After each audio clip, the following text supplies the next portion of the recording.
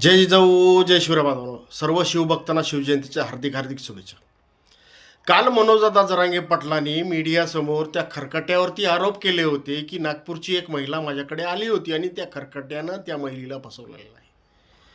लगेच दुसऱ्या दिवशी ती महिला, नागपूरची रंजना नागपूरकर ही महिला मीडियासमोर येऊन त्या खरकट्यावरती आरोप करते की त्या खरकट्यानं माझे 17 लाख रुपये बुडवलेले आहेत.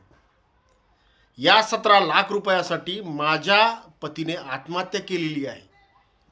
हा खरकट्या किती जणाला फसवतो, तरी किती जणाचे मारण्याच्या सुपाऱ्या देतो, किती जणांकडून खंडणी मागतो.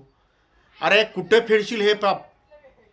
त्या महिलेला न्याय मिळाला पाहिजे. ते मनोजदादा जरांगे पाटलापाशी गेली होती. मनोजदादा जरांगे पाटलांनी आश्वासन दिलेलं आहे की तिचे 17 लाख रुपये तिला मिळवून देतील. म्हणून बांधवांनो सांगतोय, आपल्याला मनोजदादा जरांगे पाटलाच्या पाठीमागे ठाम उभं राहायचं. चॅनलला नवीन असाल तर सबस्क्राईब करा.